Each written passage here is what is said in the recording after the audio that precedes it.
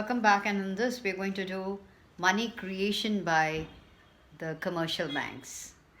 And in this, for money creation, we need two important things. One is we should be in the know of the legal reserve ratio.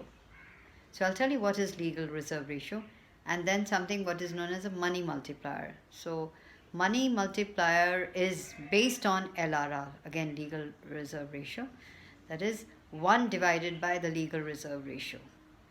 So legal reserve ratio is something that a bank compulsorily has to keep as cash with itself. Out of all the deposits, a certain percentage of cash it has to keep by law or by the dictate of the monetary authority. So this is what, and in this I'm just going to tell you about, suppose if the legal reserve, okay, let's just go through it, then I'll talk about it. So what is legal reserve ratio? It is the fraction of the deposits. Again, the ratio, that is, it's a fraction of the deposit with the commercial banks which is legally compulsory for the banks to keep in the form of cash. All right.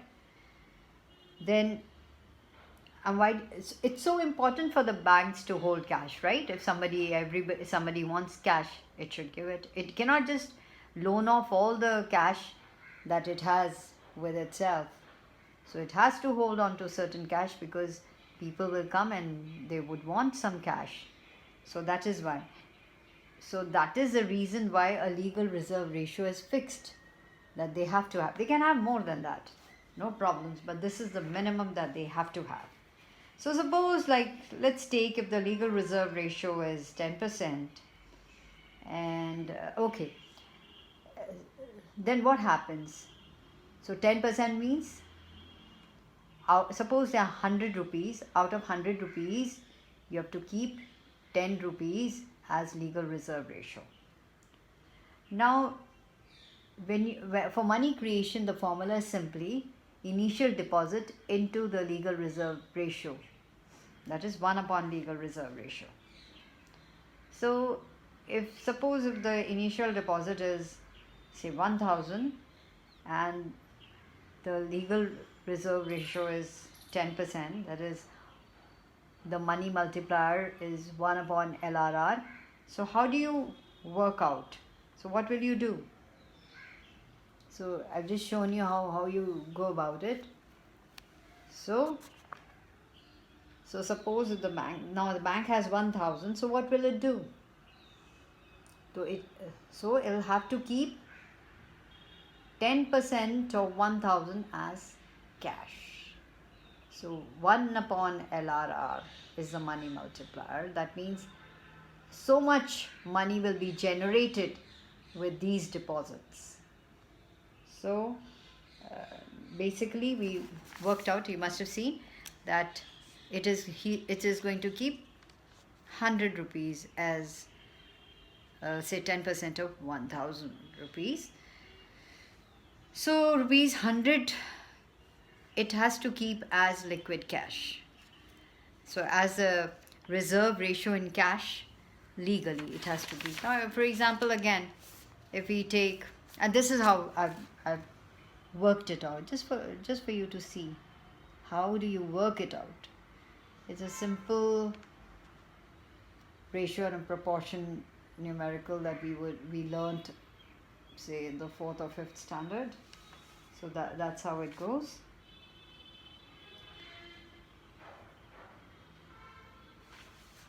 So in this, now you understand. Now what we will do is, what is the process of this? So this I'm going to explain with the help of a table. Let's take a table and explain that but before that, let me tell you that there are certain assumptions that we make. One important thing is that the whole thing is based on the geometric progression, the law of the geometric progression. So there are various rounds, and each round it gets smaller and smaller, the generation of income. So that, having said that, I would want you to just look at this table. And even, okay, while you're seeing the table, I just want you to see that assumptions are commercial banks do not accept any time deposits. Only demand deposits are kept in mind. So first, let's take the assumptions before we go on to that. Before I explain that, let's do the assumptions first. So it is a model, obviously. It is a simple model of the process of credit creation, and this is based on these assumptions. So first is commercial banks do not accept time deposits, they only accept demand deposits.